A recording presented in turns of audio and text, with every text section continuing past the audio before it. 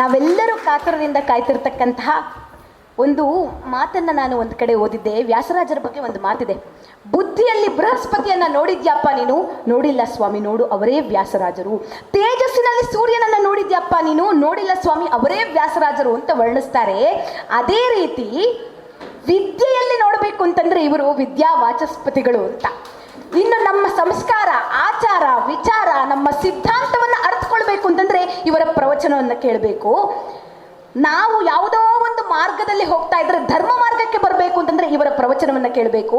ನಾವು ಏನೋ ಬೇಡದೇ ಇದ್ದದನ್ನೆಲ್ಲ ತಿನ್ಕೊಂಡು ನಮ್ಮ ದೇಹವನ್ನು ಹಾಳು ಮಾಡಿಕೊಂಡು ಬೇಡದೇ ಇರೋ ಆಚಾರ ವಿಚಾರಗಳನ್ನೆಲ್ಲ ನಡೆಸ್ಕೊಳ್ತಾ ಇದ್ರೆ ಏಕಾದಶಿ ಉಪವಾಸವನ್ನು ಯಾಕೆ ಮಾಡಬೇಕು ಅಂತ, ಮಾಡಬೇಕು ಅಲ್ಲ ಯಾಕೆ ಮಾಡಬೇಕು ಅಂತ ತಿಳ್ಕೊಳ್ಬೇಕು ಅಂದ್ರೆ ಇವರ ಪ್ರವಚನವನ್ನು ಕೇಳಬೇಕು.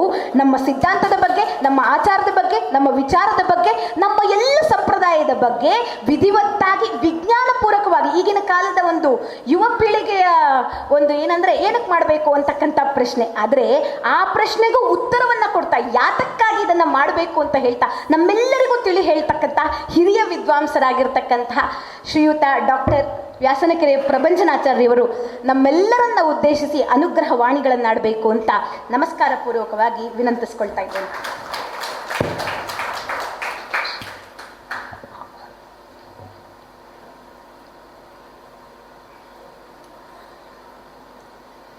ಯೋಂತಃ ಪ್ರವಿಶ್ಯ ಮಮ ವಾಚಮಿಮಾಂ ಪ್ರಸುಪ್ತಾಂ ಸಂಜೀವಯತ್ಯಖಿಲಶಕ್ತಿಧರಸ್ವಧಾಮ್ನಾ ಅನ್ಯಾಂಶ್ಚ ಹಸ್ತಚರಣಶ್ರವಣತ್ವಗಾದೀನ್ ಪ್ರಾಣಾನ್ ನಮೋ ಭಗವತೆ ಪುರುಷಾಯ ತುಭ್ಯಂ. ಯಸ್ಮಾತ್ ಬ್ರಹ್ಮೇಂದ್ರ ರುದ್ರಾದಿದೇವತಾನಾಂ ಶ್ರೇಯೋಪಿ ಚ ಜ್ಞಾನಸ್ಫೂರ್ತಿಃ ಸದಾ ತಸ್ಮೈ ಹರಯೇ ಗುರವೇ ನಮಃ. ರಮಾಪತಿಂ ಪೂರ್ಣಗುಣಂ ಮುಕುಂದಂ ವ್ಯಾಸಂಚ ವಿಜ್ಞಾನಸಹಸ್ರಭಾನುಂ ಪೂರ್ಣಪ್ರಬೋಧಂಚ ಸುತತ್ವದೀಪಂ ಕ್ರಮಾದ್ಗುರುಂಶ್ಚ ಪ್ರಣಮಾಮಿ ಮೂರ್ಧ್ನಾ. ಪೂಜ್ಯಾಯ ರಾಘವೇಂದ್ರಾಯ ಸತ್ಯಧರ್ಮರತಾಯ ಚ ಭಜತಾಂ ಕಲ್ಪವೃಕ್ಷಾಯ ನಮತಾಂ ಕಾಮಧೇನವೇ. ಇದೊಂದು ವಿಶಿಷ್ಟವಾದ ಸಮಾರಂಭ. ಹರಿಕಥೆ ಅಥವಾ ನರಕಥೆಗಳೇ ತುಂಬಿರ್ತಕ್ಕಂಥ ವಾತಾವರಣದಲ್ಲಿ ಹರಿಕಥೆಯನ್ನು ಪದ ಕೇಳೋದೇ ಕಷ್ಟ ನಾವು. ಅಂಥ ಹರಿಕಥೆಯನ್ನು ಒಬ್ಬ ಹುಡುಗಿ 501ನೇ ಹರಿಕಥೆ ಮಾಡ್ತಾಳೆ ಅಂತೇಳಿದರೆ ಅದು ಬಹಳ ಆಶ್ಚರ್ಯಪಡ್ತಕ್ಕಂಥ ಸಂಗತಿ. ಒಂದೇನು ಮಾಡಿದರೂ ಸಾಕು ಈ ವರ್ಷಕ್ಕೆ. ಈ ವರ್ಷಕ್ಕೆ ಒಂದೇ ಶುರು ಮಾಡಿದರೂ ಕೂಡ ಭಾರಿ ಗ್ರೇಟ್ ಅಂತ ಹೇಳಬೇಕಾಗಿತ್ತು. ಅಂಥದ್ದು 501 ಅಂತ ಹೇಳಿದರೆ ಭಾರಿ ಆಶ್ಚರ್ಯ. ಅದು ಯಾವ ಕಾಲ ಹರಿಕಥೆ ಇವತ್ತು ಕಿವಿಗೆ ಬೀಳೋದೇ ಕಷ್ಟ. ಹಿಂದೆ ಹರಿಕಥೆ ತುಂಬ ಕಡೆಗೆ ನಡೀತಾ ಇತ್ತು. ಆ ಮಾಧ್ಯಮ ಪೂರ್ತಿ ಹೋಗೇ ಬಿಟ್ಟಿದೆ ಅನ್ನೋ ಸ್ಥಿತಿಯಲ್ಲಿದೆ.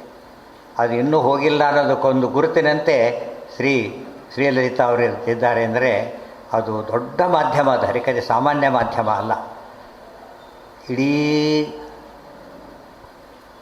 ಮನುಕುಲವನ್ನು ಭಗವಂತನ ಕಡೆಗೆ ಸೆಳೆದೊಯ್ತಕ್ಕಂಥ ಶಕ್ತಿ ಇರತಕ್ಕಂಥ ಮಾಧ್ಯಮಗಳಲ್ಲಿ ಹರಿಕಥೆ ಭಾಳ ವಿಶಿಷ್ಟವಾದಂಥ ಒಂದು ಮಾಧ್ಯಮ. ತುಂಬ ಜನಕ್ಕೆ ಗೊತ್ತಿರಬೇಕು. ಹಳ್ಳಿ ಜನಗಳು ಕೂಡ, ನಿರಕ್ಷರಿಗಳು ಕೂಡ ರಾಮಾಯಣ ಮಹಾಭಾರತದ ಪಾತ್ರಗಳ ಬಗ್ಗೆ ಮಾತಾಡ್ತಾ ದುರ್ಯೋಧನ ಇದ್ದಾಗಿರಬಾರ್ದು, ಭೀಮ ಇದ್ದಾಗಿರಬೇಕು, ಶಕುನಿ ಇದ್ದಾಗಿರಬಾರ್ದು, ವಿದುರ ಇದ್ದಾಗಿರಬೇಕು ಅನ್ನೋ ಮಾತನ್ನು ಆಡ್ತಿದ್ರು ಅಂದರೆ ಅದು ಹರಿಕಥೆಯ ಪಾತ್ರ ಭಾರಿ ದೊಡ್ಡದದ್ರಲ್ಲಿ. ಹಳ್ಳಿಗಳಲ್ಲಿ ಹರಿಕಥೆಗಳನ್ನು ಓದು ಬರದೇ ಇದ್ದವರು ಕೂಡ ಇವತ್ತು ಭಗವಂತನ ಬಗ್ಗೆ ಕೇಳೋ ಅವಕಾಶವನ್ನು ಕೊಟ್ಟ ದೊಡ್ಡ ಮಾಧ್ಯಮ ಅಂದರೆ ಅದು ಹರಿಕಥೆ. ನಾಟಕ ಬಯಲಾಟಗಳಿಗೆ ಸ್ಫೂರ್ತಿ ಕೊಟ್ಟಿದ್ದು ಹರಿಕಥೆನೇ. ಇವತ್ತು ಹರಿದಾಸ ಸಾಹಿತ್ಯ ಇದಕ್ಕೆಲ್ಲ ಮೂಲಭೂತವಾದ ಸಾಹಿತ್ಯ. ನಾವೆಲ್ಲ ಇವತ್ತು 3ಕ್ಕೆ ಬದ್ಧರಾಗಿದ್ದೇವೆ. ನಾವು ಬದುಕಿದ್ದೇವೆ ಅಂದರೆ ಸಮಾಜದ ಮಧ್ಯೆ ಇದ್ದೇವೆ, ನಾವು ಸಮಾಜಕ್ಕೆ ಉತ್ತರ ಕೊಡಬೇಕು. ಜನಗಳ ಮಧ್ಯೆ ಇದ್ದೇವೆ, ಜನತೆಗೆ ಉತ್ತರ ಕೊಡಬೇಕು. ಜನಾರ್ದನನಿಂದ ರಕ್ಷಿತರಾಗಿದ್ದೇವೆ, ಆತನಿಗೆ ಬದ್ಧರಾಗಿದ್ದೇವೆ. ನಾವು ಈ 3ನ್ನು ಮರೆತರೆ ನಾವು ಮನುಷ್ಯರೇ ಅಲ್ಲ. ಮತ್ತು 3ನ್ನು ಮರೆತವರೇ ಜಾಸ್ತಿ ಇರೋದು. ದೇವರು ಅಂದರೆ ಎಲ್ಲಿ ಅಂತ ಒಂದು, ಇಲ್ಲ ನಾನೇ ದೇವರು 2. ದೇವರಿಲ್ಲ ಅಥವಾ ನಾನೇ ದೇವರು, 2 ಎಕ್ಸ್ಟ್ರೀಮ್ಗಳು, ಸುಳ್ಳು. ಅದೇ ರೀತಿಯೇ ಕೇರ್ ಮಾಡೋರಿಲ್ಲ. ಜನಗಳ ಅಭಿಪ್ರಾಯ ಇವತ್ತು ಓಟ್ ಹಾಕೋ ಪೂರ್ತಿ ಹೊರತು ಬೇರೆ ಏನು ಉಳ್ಕೊಂಡಿಲ್ಲ. ಜನತೆಯಿಂದ ರಾಜ್ಯ ಬರುತ್ತೆ, ಜನತೆಗಳ ಆನ್ಸರಬಲ್ ಇವರೆಲ್ಲ ಕೂಡ. ಪ್ರತಿ ಕ್ಷಣದಲ್ಲೂ ಯಾರು ಆನ್ಸರಬಲ್. ಹಿಂದೆ ಪ್ರಜಾಪ್ರಭುತ್ವ ಯಾರು ಕೇಳಿರಲಿಲ್ಲ ಹೆಸರನ್ನು ಕೂಡ. ಆಗ ಜನ ಏನಂತಾರೆ ಅಂತ ಮಾತಾಡ್ತಿದ್ರು. ಜನ ಏನಂತಾರೆ, ಜನ ಅಂತ ಹೇಳಿದಾಗ ಜನಗಳ ಅಭಿಪ್ರಾಯಕ್ಕೆ ದೊಡ್ಡ ಮಹತ್ವ ಇದೆ, ಅದು ಹೊರಟೋಯ್ತು. ಇನ್ನು ಸಮಾಜಕ್ಕೆ ಬದ್ಧತೆ ನಮ್ಮಲ್ಲಿ ಇಲ್ಲವೇ ಇಲ್ಲ. ಸಮಾಜದ ಋಣ ನಮ್ಮಲ್ಲಿದೆ. ಈ ಮೂರು ಋಣವನ್ನು ಅರ್ಥ ಮಾಡಿಕೊಂಡಾಗ ಮಾತ್ರ ನಮಗೆ ಶಾಸ್ತ್ರ ಹೇಳೋ ಪಂಚ ಋಷಿ ಅವೆಲ್ಲ ಋಷಿಗಳ ಅರ್ಥ ಆಗತ್ತೆ. ಇವತ್ತು ಗಮನಿಸಬೇಕು, ಇದೆಲ್ಲದರ ಮೂಲಭೂತ ವಸ್ತು ಯಾವುದು ಗೊತ್ತಾ? ನಮ್ಮ ಬದುಕಿಗೆ ಅರ್ಥ ಕೊಡ್ತಕ್ಕಂಥ ಒಂದು ವಸ್ತು ಅಂದರೆ ಸುಲಭವಾಗಿ ಅರ್ಥ ಆಗತ್ತೆ. ನಮಗೆ ಧನ ಅಂತ ತಿಳ್ಕೊಳ್ತೇವೆ, ಸ್ತ್ರೀ ಅಂತ ತಿಳ್ಕೊತೇವೆ, ಮಕ್ಕಳು ಅಂತ ತಿಳ್ಕೊತೇವೆ, ಏನೇನೋ ಭಾವಿಸ್ತೇವೆ. ಆದರೆ ಅದು ಯಾವುದು ನಮಗೆ ಜೀವನದಲ್ಲಿ ಶಾಶ್ವತವಾದಂತಹ ಮೌಲ್ಯವಾಗಿ ಉಳಿಲಿಕ್ಕೆ ಸಾಧ್ಯ ಇಲ್ಲ. ಅದಕ್ಕಿರೋದು ಒಂದೇ ಒಂದು ರೆಮಿಡಿ ಅಂದರೆ ಮೂಲತಃ ಎಲ್ಲ ಕಾಲಕ್ಕೂ ಎಲ್ಲರಿಗೂ ರೆಲೆವೆಂಟ್ ಆಗೋದು ಅಂದರೆ ಅಧ್ಯಾತ್ಮ ಒಂದೇ. ಎಲ್ಲರೂ ವೈದ್ಯರಾಗಬೇಕಾಗಿಲ್ಲ, ವೈದ್ಯರ ಪ್ರಯೋಜನ ತೊಗೊಂಡ್ರೆ ಸಾಕು.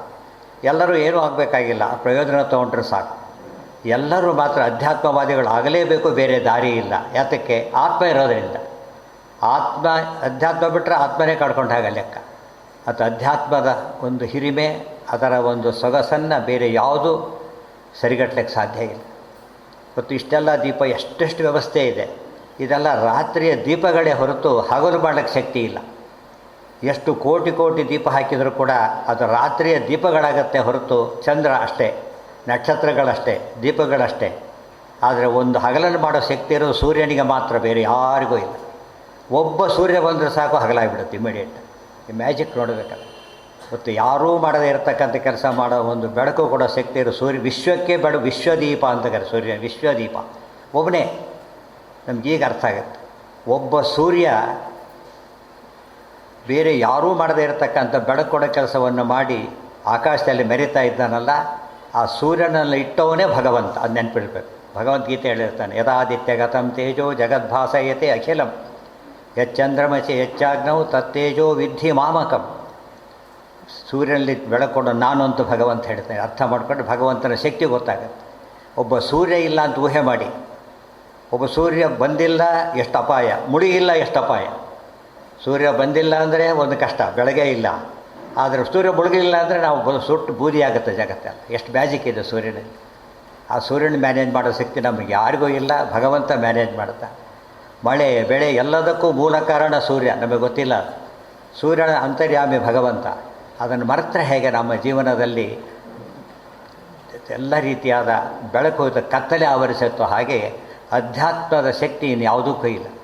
ಇವತ್ತು ಮೈನಸ್ ಅಧ್ಯಾತ್ಮ ಎಲ್ಲರೂ ಮಾತಾಡೋದು. ನಮ್ಮ ಜೊತೆ ಬರೋದು ಆತ್ಮ ಒಂದೇ, ಕೊನೆಗೆ ಇನ್ಯಾವುದೂ ಬರೋದಿಲ್ಲ. ಮಂಚ ಬಾರದು ಮಡದೆ ಬಾರಡು, ಕಂಚು ಕನ್ನಡಿ ಬಾರವು, ಸಂಚಿತಾರ್ಥವು ಕಿಂಚ ಬಾರದು, ಮುಂಚೆ ಮಾಡಿರೋ ಧರ್ಮ. ಅದನ್ನು ಬಿಟ್ಟಿದ್ದೇವೆ ನಾವು. ಅದನ್ನು ಪ್ರಸಾರ ಮಾಡಬೇಕಾದ್ರೆ ವ್ಯವಸ್ಥೆ ಏನು ಅಂತ ಪ್ರಶ್ನೆ ಬಂದರೆ ಮೊದಲೇ ತಿಳ್ಕೊಳ್ಳಿ, ನಮ್ಮ ದೇಶ ಯಾವುದಕ್ಕೂ ದೊಡ್ಡ ಹೆಸರು ಮಾಡಿಲ್ಲ, ಸಂಸ್ಕೃತಿಗೆ ದೊಡ್ಡ ಹೆಸರು ಮಾಡಿರೋ. ಭಾರತೀಯ ಸಂಸ್ಕೃತಿ ಅಂದರೆ ಅದು ಸನಾತನ ಧರ್ಮ ಅನ್ನೋ ಹೆಸರು 100ಕ್ಕೆ 100ರಷ್ಟು ಅನ್ವಯಿಸೋದಕ್ಕೆ ಮಾತ್ರ. ಅಂಥ ಸಂಸ್ಕೃತಿ ಇವತ್ತು ತುಂಬ ಹೋಗ್ತಾ ಇದೆ. ಬೇರೆ ಸಂಸ್ಕೃತಿ ದಾಳಿ ಇಡ್ತಾ ಇದೆ, ನಮ್ಮ ಸಂಸ್ಕೃತಿ ಹೋಗ್ತಾ ಇದೆ. ಸಂಸ್ಕೃತಿ ಹೋದರೆ ದೇಶ ಅಲ್ಲ, ನಮ್ಮ ಅಸ್ತಿತ್ವನೇ ಹೋದಂತೆ ಲೆಕ್ಕ. ಅಂಥ ಸಂಸ್ಕೃತಿಯ ಪ್ರಸಾರದ ಕೇಂದ್ರ ಬಿಂದು ಅಂದರೆ ಭಗವಂತ. ಭಗವಂತನ ಬಗ್ಗೆ ಒತ್ತು ಕೊಟ್ಟು ಮಾತಾಡಿದ ಒಂದು ದೇಶ ಅಂದರೆ ನಮ್ಮ ಭರತಖಂಡ ಒಂದೇ. ಪಾವಿತ್ರ್ಯಕ್ಕೆ ಮತ್ತೊಂದು ಹೆಸರು. ಗಂಗಾದಿ ನದಿಗಳು ಯಾವ ದೇಶದಲ್ಲಿವೆ, ಹಿಮಾಲಯಾದಿ ಬೆಟ್ಟಗಳು ಯಾವ ದೇಶದಲ್ಲಿವೆ, ಚಾಮುಂಡಿ ಬೆಟ್ಟ ಎಷ್ಟು ರಾಜ್ಯದಲ್ಲಿ ಯೋಚನೆ ಮಾಡಿ. ಎಷ್ಟು ಅಮೂಲ್ಯವಾದ ಸಂಗತಿ, ಇದನ್ನು ನಾವು ಗಮನಿಸಿಲ್ಲ. ಇಡೀ ಪ್ರಾಣಿ ಸಂಕುಲದಲ್ಲಿ ಅತಿ ಎದ್ದು ಕಾಣೋ ಪ್ರಾಣಿ ಅಂದರೆ ಮನುಷ್ಯ ಒಂದೇ. ಬ್ರಹ್ಮಾವಬೋಧಧಿಷಣಂ ಉದಮಾಪ ದೇವ, ಭಾಗವತ್ ಪುರಾಣ ಹೇಳುತ್ತೆ. ಆನೆಯಷ್ಟು ಬಲ ಮನುಷ್ಯನಿಗಿಲ್ಲ, 1000 ಮನುಷ್ಯರ ಬಲ ಇದೆ ಆನೆಗೆ. ಅಂತ ಆನೆ ಮೇಲೆ ಮನುಷ್ಯ ಹತ್ತಿ ಕೂತು ಬಿಡ್ತಾರೆ. ಮನುಷ್ಯ ಮೇಲೆ ಆನೆ ಕೂತ್ರೆ ಕಥೆ ಮುಗೀತು. ಆನೆ ಮೇಲೆ ಮನುಷ್ಯ ಹತ್ತಿ ಕೊಡ್ತಾನೆ. ಹೇಗೆ ಸಾಧ್ಯ ಆಯಿತು? ಯಾವ ಮೀನು ಕೂಡ ಹೋಗೋದಿಲ್ಲ, ಅಷ್ಟು ಆಳಕ್ಕೆ ಮನುಷ್ಯ ಹೋಗ್ತಾನೆ. ಎಷ್ಟು ಪಕ್ಷಿಗಳು ಮೇಲೆ ಹಾರೋದಿಲ್ಲ, ಅಷ್ಟು ಮೇಲೆ ಮನುಷ್ಯ ಹಾರ್ತಾನೆ. ವಂಡರ್ಸ್ ಮಾಡ್ತಾನೆ.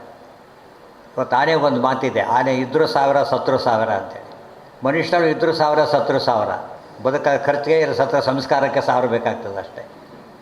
ಆದರೆ ಇವತ್ತು ಮನುಷ್ಯನಿಗಿರೋ ಬೆಲೆ ಭಾಗವತ ಪುರಾಣ ಹೇಳುತ್ತೆ. ಬ್ರಹ್ಮಾವಬೋಧಧಿಷಣಂ, ಬುದ್ಧಿಶಕ್ತಿ ಇರೋ ಒಂದೇ ಒಂದು ಪ್ರಾಣಿ ಅಂದರೆ ಮನುಷ್ಯ ಅಷ್ಟೇ.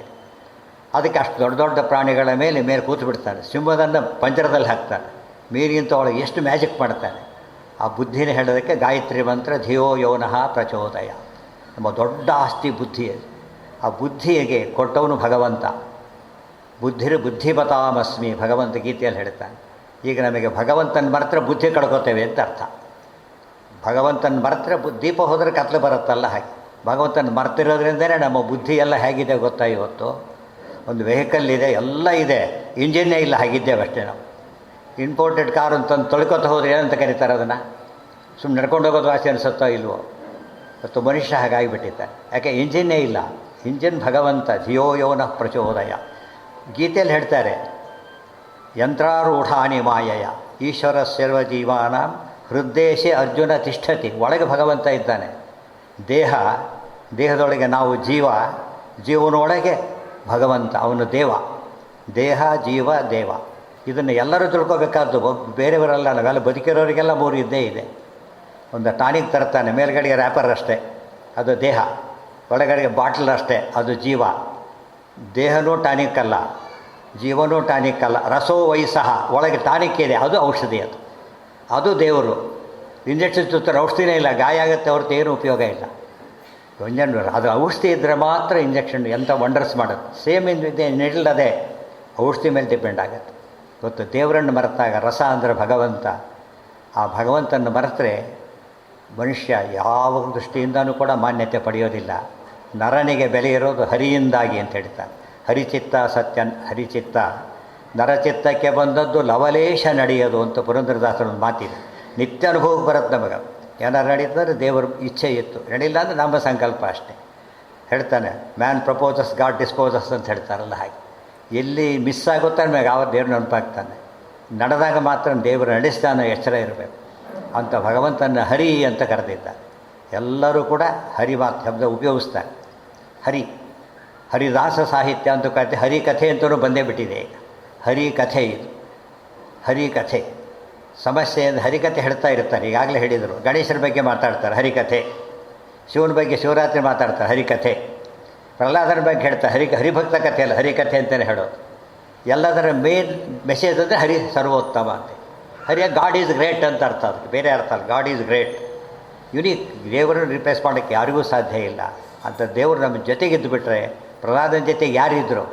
ಅಪ್ಪ, ಅಮ್ಮ, ಸ್ನೇಹ, ಯಾರ್ಯಾರು ಇಲ್ಲ. ಗುರುಗಳು ಎಲ್ಲ ಆಗೇನಷ್ಟೇ. ವಯಸ್ಸು ಆಗೇನಷ್ಟೇ, 5 ವರ್ಷದ ಕೂಸು, 5 ವರ್ಷದ ಕೂಸು ಅಷ್ಟೇ. ಸ್ಕೂಲ್ಗೆ ಅಡ್ಮಿಷನ್ನು ಆಗಾಗಿಲ್ಲ, ಅಷ್ಟು ಕಡಿಮೆ ಏಜ್. ಅಂಥ ಹೊತ್ತಲ್ಲಿ ದೇವ್ರನ್ನ ಕಂಡ ಅಂದರೆ ಏನು ಮ್ಯಾಜಿಕ್ ಯೋಚನೆ ಮಾಡಿ. ಫಿಲಾಸಫಿ ಒಂದು ಸಾರ್ವಜನಿಕ ನೆನಪಿಟ್ಕೊಳ್ಳಿ, ಎಲ್ಲರಿಗೂ ಸಲ್ಲಬೇಕಾದದ್ದು. ಯಾರೋ ಸ್ವಾಮಿಗಳನ್ನು ಹಾಕ್ತಾನೆ ಹೇಳಿದ್ರೆ ಫಿಲಾಸಫಿ ಅಲ್ಲ. ಪ್ರತಿಯೊಬ್ಬರಿಗೂ ಫಿಲಾಸಫಿ ಬದುಕಿಸಿರೋದೇ ಫಿಲಾಸಫಿ, ತತ್ವಜ್ಞಾನ ಅಂತ ಕರೆದಿದ್ದ. ಅಂಥ ತತ್ವಜ್ಞಾನದ ದೊಡ್ಡ ಮಾಧ್ಯಮ ಹೃದಯ, ಎಲ್ಲವೂ ಭಗವಂತನಿಂದ. ಅದಕ್ಕೆ ಗಾಡ್ ಅನ್ನೋ ಪದ ಇದೆಯಲ್ಲ, ನಿಮಗೆ ಅರ್ಥ ಆಗುತ್ತೆ. ಗಾಡ್ ಅಂತ ಕೇಳಿರ್ತೇವೆ ಅಷ್ಟೇ. ಆ ಡಾಗ್ ಇನ್ನೂ ಜಾಸ್ತಿ ಕೇಳಿರ್ತೇವೆ, DOGನ.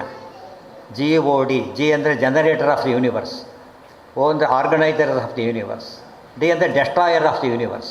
ಅದೇ ಬ್ರಹ್ಮಶಬ್ದದ ಅರ್ಥ. ಬ್ರಹ್ಮ ಅಂದರೆ ಅನೇನು. ಯಥೋ ಇಮಾನಿ ಭೂತಾನಿ ಜಾಯಂತೆ ಏನ ಜಾತಾನಿ ಜೀವಂತಿ ಯತ್ ಪ್ರಯಂತಿ ಅಭಿಸಂವಿಶಂತಿ ತದ್ ಬ್ರಹ್ಮ ಅಂತ ಉಪನಿಷತ್ತು ಹೇಳು. ಜೀವನದಲ್ಲಿ ಇವೆರಡು 3 ಮಾತು ಇರಲೇಬೇಕು ನಮಗೆ. ಆದರೆ ಅದನ್ನು ಮರ್ತಾಗಿದೆ ಜನಗಳು. ದೇವರು ಎಲ್ಲಿದ್ದಾನೆ? ಒಂದು ಹನಿ ನೀರು ಬಿತ್ತೋ ಯಾರು ಹಾಕಿದ್ರು ಅಂತ ಕೇಳ್ತಾರೆ. ಒಂದು ಕಲ್ಲು ಬಿದ್ದರೆ ಯಾರು ಹೊಡೆದ್ರು ಅಂತ ಕೇಳ್ತಾರೆ. ಮಳೆ ಸುರಿಯುತ್ತೆ, ಯಾರು ಹಾಕಿದ್ರು ಅದೇ ಬಿಡುತ್ತೆ. ಆಗಿದ್ದರೆ ಮೀನಿಂಗ್ಲೆಸ್ಸು. ಯಾವಾಗಲೂ ಫಿಸಿಕ್ಸಿನ ಪ್ರಿನ್ಸಿಪಲ್ ಲಾ ಏನು ಗೊತ್ತಾ? Matter cannot move by itself or stop by it self.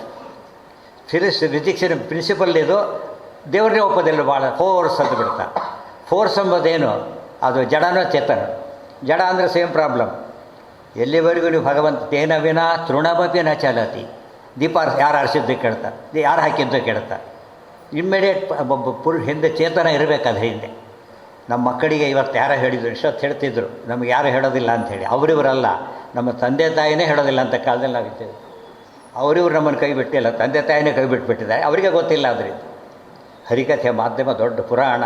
ಹರಿಕಥೆ ಎಲ್ಲ ಹಿಂದಿನ ಕಾಲಕ್ಕೆ ಈ ರೀತಿಯ ತತ್ವವನ್ನು ಜನಗಳಿಗೆಲ್ಲ ಜಾತಿ ಕೋಮಿನ ಸಿದ್ಧಾಂತ ನೆನ್ಪಿಟ್ಕೊಳ್ಳಿ. ಭಗವದ್ಗೀತೆ ಯಾವ ಜಾತಿ ಕೋಮಿಗೆ ಸಂಬಂಧಪಟ್ಟ ಭಗವಂತ, ಅವನು ಕೊಡೋ ನೀರು ಎಲ್ಲರಿಗೂ ಬೇಕು, ಬೆಳಕು ಎಲ್ಲರಿಗೂ ಬೇಕು. ಇನ್ನು ದೇವರಷ್ಟು ಸೆಕ್ಯುಲರ್ ಯಾರೂ ಇಲ್ಲ, ನೆನ್ಪಿಟ್ಕೊಳ್ಳಿ. ನಿಜವಾದ ಜಾತ್ಯತೀತ ಅಂದರೆ ದೇವರೊಬ್ಬರೇ. ಎಲ್ಲ ಜಾತಿಯವರಿಗೂ ದೇಹ ಕೊಡ್ತಾನೆ, ಜೀವ ಕೊಡ್ತಾನೆ, ಅನ್ನ ಕೊಡ್ತಾನೆ, ಉಸಿರಾಡಿಸ್ತಾನೆ. ಪ್ರಾಣತತ್ವ, ಬ್ರಹ್ಮತತ್ವ ಎರಡು ಉಪನಿಷತ್ ಒತ್ತಿ ಹೇಳುತ್ತೆ. ಭಗವಂತ ಮತ್ತು ಉಸಿರಾಟ ಕಾಮನ್ ಟು ದಿ ಬದುಕಿರೋ ಎಲ್ಲರಿಗೂ ಉಸಿರಾಟ ಬೇಕು. ಮಾಡಿಸೋನು ಪ್ರಾಣತತ್ವ. ಕಂಟ್ರೋಲರ್, ಓವರಾಲ್ ಕಂಟ್ರೋಲ್ ಭಗವಂತ. ಎರಡು ತಿಳ್ಕೊಂಡ್ರೆ ಎಲ್ಲ ತಿಳ್ಕೊಂಡಂತೆ ಲೆಕ್ಕ. ಇದರಷ್ಟು ವ್ಯಾಪಕವಾದ ವಸ್ತು ಜಗತ್ತಿನಲ್ಲಿಲ್ಲ. ಜಗದ್ಗುರು ಅಂತ ಕರೆದಾಗ ಒಂದು ಕೋಮಿ ಗುರು ಆದರೆ ಜಗತ್ತು, ಇವತ್ತು ಕೋಮಿನ ಗುರುಗಳೇ ಜಾಸ್ತಿ, ಜಗದ್ಗುರುಗಳು ಭಾರಿ ಇಲ್ಲ, ಕೋಮಿನ ಗುರುಗಳೇ ಇರೋದು. ನಿಜವಾದ ಕೃಷ್ಣಂ ಒಂದೇ ಜಗದ್ಗುರು, ಕೃಷ್ಣನೇ ಜಗದ್ಗುರು ಆ ಅರ್ಥದಲ್ಲಿ. ಯಾಕೆ ಎಲ್ಲರಿಗೂ ರೀಚ್ ಆದರು. ರಾಮದೇವರು ಶಬರಿ ಒಬ್ಬ ಬೇಡಿತಿ ಅಷ್ಟೇ, ಜಟಾಯು ಒಂದು ಹದ್ದು, ಅದು ಸತ್ತಾಗ ರಾಮದೇವರು ಅದು ಅಂತ್ಯ ಸಂಸ್ಕಾರ ಮಾಡ್ತಾರೆ ಗೊತ್ತಾ? ಹದ್ದಿಗೆ ಅಂತ್ಯ ಸಂಸ್ಕಾರ ಮಾಡ್ತಾರೆ, ತಂದೆ ತಾಯಿ ಮಾಡೋದಿಲ್ಲ ಇವತ್ತು. ರಾಮದೇವರು ಹದ್ದಿಗೆ ಮಾಡ್ತಾರೆ. ಕತೆ ಕೇಳಿಬಿಟ್ರೆ ಮನುಷ್ಯ ನಾಚಿಕೊಂಡ್ಬಿಡ್ತಾರೆ. ಈ ಸಂಸ್ಕಾರ ಯಾವುದೇ ಅಷ್ಟೇ ನಮ್ಮಲ್ಲಿ ಮಾತ್ರ ಇರೋ. ಶಬರಿ ಒಬ್ಬ ಹುಡುಕೊಂಡು ರಾಮದೇವರು ಬರ್ತಾರೆ. ಯೋಚನೆ ಮಾಡಿ, ಇದೆಲ್ಲ ಯೋಚನೆ ಮಾಡಿದ್ರೆ ದೇವರು ಎಷ್ಟು ಕರುಣಾಳು ಅಂತ ಹೇಳೋದಕ್ಕೆ ಸಾಕ್ಷಿ. ಕಣ್ಣಿಗೆ ಅವೆ ಎಂದದಲ್ಲಿ, ಕೈ ಮೈ ತಿಣ್ಣಿಗೊದಗುವ ತೆರದಿ, ಪಲ್ಗಳು ಪಣ್ಣು ಫಲಗಳ ನೆಗೆದು ಜಿಹ್ವೆಗೆ ರಸವನೀವಂತೆ, ಪುಣ್ಯ ಫಲವೀ ಬಂದದಲ್ಲಿ ನುಡಿ ವೆಣ್ಣಿ ನಾಣ್ಮಾಂಡದೊಡು ಲಕ್ಷ್ಮಣ ನಣ್ಣನೊದಗುವನು ಅಮರಗಣ ಸಹಿತ. ನುಡಿವೆಣ್ಣಿ ನಾಣ್ಮಾಂಡದೊಳು ಲಕ್ಷ್ಮಣ ನಣ್ಣನೊದಗುವನು ಭಕ್ತರ ಅವಸರಕ್ಕೆ ಅಮರಗಣ ಸಹಿತ. ಈ ಮಾತು ಕೇಳಿ ಹರಿಕಥಾಮೃತ ಸಾರದ ಮಾತಿದೆ. ಹರಿಕಥಾಮೃತ ಸಾರ ಹರಿಕಥೆ. ಕಥೆ ಅಂದರೆ ಸ್ಟೋರಿ ಅಂತ ಅರ್ಥ ಅಲ್ಲ, ಮಹಿಮೆ ಅಂತ ಅರ್ಥ. ಅವನ ಕಥೆ ಗೊತ್ತಾ ಅಂತಾರಲ್ಲ ಹಾಗೆ. ಅವನ ಕಥೆ ಗೊತ್ತಾ ಅಂದರೆ ಅವನೇನೇನು ಮಾಡಿದ್ದಾನೆ ಗೊತ್ತಾ ಅಂತ ಅರ್ಥ. ದೇವರ ಕಥೆ ಏನು? ಜಗತ್ತಿನ ಸೃಷ್ಟಿಕರ್ತ, ಸ್ಥಿತಿಕರ್ತ, ನಮಗೆ ಬುದ್ಧಿಕರ್ತ. ನಿದ್ರೆ ಕೊಡೋದು ದೇವರು. ಯಾವ ಡಾಕ್ಟ್ರ್ ನಿದ್ರೆ ಕೊಟ್ಟರೆ ಸ್ವಲ್ಪ ದಿವಸಕ್ಕೆ ಪ್ಯಾರಾಲಿಸಿಸ್ ಬಂದುಬಿಡುತ್ತೆ ಅಷ್ಟೇ. ಡಾಕ್ಟ್ರಿಗೆ ತೊಗೊಂಡು ಸ್ವಲ್ಪ ದಿವಸ ಪರವಾಗಿಲ್ಲ. ಪ್ರತಿನಿತ್ಯ ಕೊಡೋದು ಭಗವಂತ, ಎಬ್ಸೋದು ಭಗವಂತ. ಎಷ್ಟೋದ್ರೆ ನಿದ್ದೆಯಲ್ಲೇ ಸಾಯ್ತಾರೆ ಅಂತ ಗೊತ್ತಿರುತ್ತೆ. ಲಕ್ಷಾಂತರ ಜನ ಹೇಳೋದೇ ಇಲ್ಲ ಮಲಗಿದವರು. ಎಬ್ಸೋನು ಭಗವಂತ. ನಿದ್ರೆ ಬರೆದು ಸಾಯೋರಿದ್ದಾರೆ, ಭಗವಂತ. ಇದೆಲ್ಲ ಎಚ್ಚರ ಇರಬೇಕು. ಎಚ್ಚರದ ಮಧ್ಯೆ ನಾವು ಬದುಕಿದರೆ ಆಗ ಗ್ರೇಟ್ ಅದು. ಇವತ್ತು ಎಚ್ಚರದ ಮಧ್ಯೆ ಬದುಕ್ತಾ ಇಲ್ಲ. ಎಚ್ಚೆತ್ತು ಇರೋ ಕಂಡ್ಯ ಮನವೇ ನಮ್ಮ ಅಚ್ಯುತನ ಅಂಗ್ರಿಯ ಎನಕಂಡ್ಯ ಮನವೇ. ಅದನ್ನು ಹೇಳೋ ವ್ಯವಸ್ಥೆ ನಮ್ಮಲ್ಲಿ ಇಲ್ಲವೇ ಇಲ್ಲ ಇವತ್ತು. ಮನಿ ಈಸ್ ಗ್ರೇಟ್ ಹಾಗಾಗಿಬಿಟ್ಟಿದೆ. ಲಕ್ಷ್ಮಿ ಈಸ್ ಗ್ರೇಟ್, ಲಕ್ಷ್ಮೀಪತಿನೇ ಗೊತ್ತಿಲ್ಲ ಹಾಗಾಗಿಬಿಟ್ಟಿದೆ. ಲಕ್ಷ್ಮೀಪತಿ ಗ್ರೇಟೋ ಲಕ್ಷ್ಮಿ ಗ್ರೇಟೋ, ನವಕೋಟಿ ಗ್ರೇಟೋ ನಾರಾಯಣ ಗ್ರೇಟೋ. ಪುರಂದರದಾಸರ ಕಾಲಕ್ಕೆ ನವಕೋಟಿ ಆಗಿದ್ದರು ಪಾಪ ಅವರು. ಚಕ್ರವರ್ತಿ ಕೃಷ್ಣದೇವರಾಜ ಅವರ ಹೆಸರು ಯಾರೂ ಉಳ್ಕೊಂಡಿಲ್ಲ. ನವಕೋಟಿ ಇದ್ದಿದ್ದರೆ ಪುರಂದರ ಹೆಸರು ಇರ್ತಿರಲಿಲ್ಲ. ನವಕೋಟಿ ಬಿಟ್ಟರು, ನಾರಾಯಣ ಕಡೆ ಬಂದರು. ಇವತ್ತು ಪುರಂದರದಾಸರು ದಾಸರೆಂದರೆ ಪುರಂದರ ದಾಸರಯ್ಯ ಆಗೋದು. ಮನೆ ಮನೆಗೆ ಮುಟ್ಟಿದ್ದು ಕೃಷ್ಣದೇವರಾಜ ಅಲ್ಲ, ಪುರಂದರದಾಸರು. ಮಾನವ ಜನ್ಮ ದೊಡ್ಡದು ಅಂತ ಹೇಳಿದ್ದು ಪುರಂದರದಾಸರು. ಒಬ್ಬ ಹರಿಭಕ್ತ ಸಮಾಜವನ್ನು ಶತಮಾನಗಟ್ಟಲೆ ಉದ್ಧಾರ ಮಾಡಬಲ್ಲ ಅಂತ ಗೊತ್ತಾಗುತ್ತೆ. ಯಾವ ಅಧಿಕಾರಿ ರಾಜಮಹಾರಾಜರು ಮಾಡಲಿಕ್ಕೆ ಸಾಧ್ಯ ಇಲ್ಲ, ಹರಿಭಕ್ತ ಮಾತ್ರ. ಪ್ರಹ್ಲಾದನ ಕಥೆ ಇವತ್ತು ಎಷ್ಟು ಜನ ಚೇಂಜ್ ಮಾಡಿಬಿಡುತ್ತೆ ಯೋಚನೆ ಮಾಡಿ. ಪ್ರಹ್ಲಾದನ ಕಥೆ ಕೇಳ್ತಿದ್ರೆ ನಮಗೆ ಆಶ್ಚರ್ಯ. ಒಂದು 5 ವರ್ಷದ ಕೂಸಿನ ಬಾಯಿಲೆ ಭಗವಂತಿಗೆ ತೋರಿಸ್ತಾನೆ ಅಂತ ಕೇಳಿದರೆ ಎಂಥ ಮ್ಯಾಜಿಕ್. ಹಿರಣ್ಯಕಶಿಪುರ ಸಾಮ್ರಾಜ್ಯ ಇವತ್ತು, ಹಿರಣ್ಯಕಶಿಪುರ ಸಾಮ್ರಾಜ್ಯ ಎಲ್ಲಿ ನೋಡಿದ್ರು ಮನಿ ಮನಿ ಮನಿ. IT BT ಬಂದಮೇಲೆ ಏನು ಬಂತೋ ಹೋಯ್ತೋ ಗೊತ್ತಿಲ್ಲ. ಈ ದುಡ್ಡಿನ ಕಾನ್ಸೆಪ್ಟ್ ಅಂತೂ ಬಂತು ಜನಗಳಿಗೆ.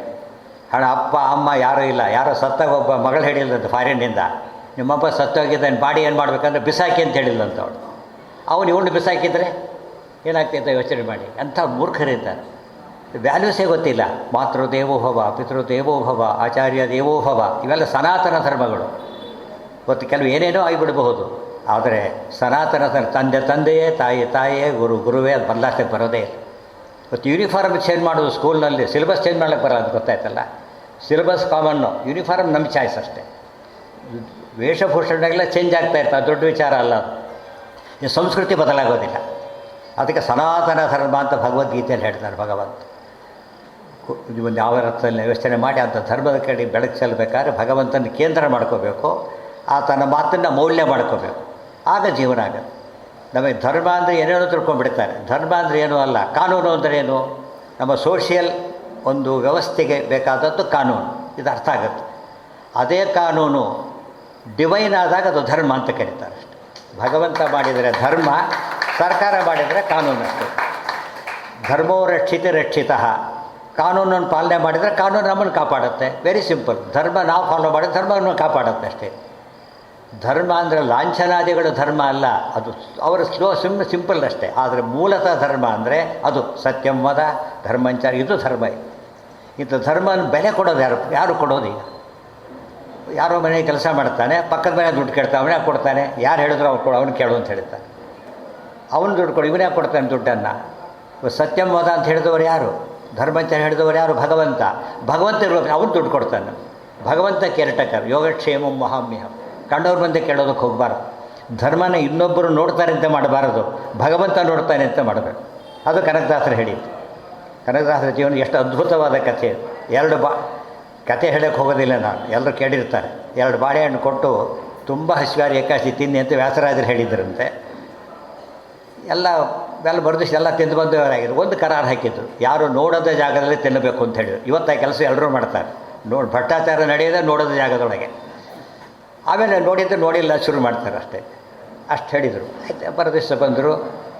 ಎಲ್ಲರೂ ಹಣ್ಣು ತಿಂದಿವಿ ಅಂತ ಹೇಳಿಬಿಟ್ರು. ಕನಕದಾಸರು ಮಾತ್ರ 2 ಹಣ್ಣು ಮುಂದೆ ಇಟ್ಟು. ಯಾಕೆ ತಿನ್ನಲಿಲ್ಲ ಅಂತ ಕೇಳಿದರು. ಇಲ್ಲ ಅಂತೇಳಿ, ತಿಂದು ಅಂದರೆ ತಿಂದುಬಿಡ್ತಾ ಇದ್ದೇವೆ. ಕರಾರು ಹಾಕಿದ್ರೆಲ್ಲ ಅದು ಫಜೀತಿ ಆಯ್ತು ನನಗೆ. ಏನು ಕರಾರು? ಯಾರೂ ನೋಡೋದ ಜಾಗದಲ್ಲಿ ಅಂತ ಹೇಳಿದ್ರಿ, ಮತ್ತು ಇವರೆಲ್ಲ ತಿಂದ್ರಲ್ಲ, ನನಗೆ ಸಿಗಲಿಲ್ಲ ಯಾರು ನೋಡೋದ ಜಾಗ ಅಂತ ಹೇಳ್ತಾರೆ. ಯಾರೋ ಆಚಾರ್ಯಕ್ಕೆ ಹೇಳಿದರು, ನಾನು ಕಳ್ಳು ಮುಚ್ಕೊಂಡು ತಿಂದೆ ಅಂತ ಒಬ್ಬರು ಅಂದರು. ನಾನು ಕತ್ಲು ರೂಮ್ನ ಕೂತ್ಕೊಂಡು ತಿಂದೆ ಅಂತ ಒಬ್ಬರು ಅಂದರು. ಒಬ್ಬರು ನೀರಲ್ಲಿ ಮುಳುಗಿದೆ, ಎದ್ದೆ, ಅಷ್ಟರಲ್ಲೇ ತಿಂದಿದ್ರಂತೆ. ಯಾವ ಪಾಟಿ ತಿಂದು ಎಕ್ಸ್ಪರ್ಟ್ ಆಗಿರಬೇಕು. ತಿಂದೆ ಅಷ್ಟರಲ್ಲೇ ತಿಂದೆ ಅಂತ ಹೇಳಿದಂತೆ. ಆ ದೊಡ್ಡ ಜ್ಞಾನಿಗಳು ಅವರು.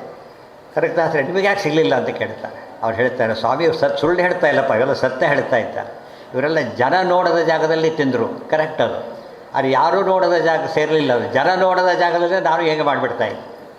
ಜನಾರ್ದನ ನೋಡದೇ ಇರೋ ಜಾಗ ಯಾವುದಿದೆ? ಈ ಮಾತಿನಲ್ಲಿ ಇಡೀ ಫಿಲಾಸಫಿ ಇದೆ, ಬಿಟ್ಕೊಂಡ್ಬಿಡ್ತಾರೆ.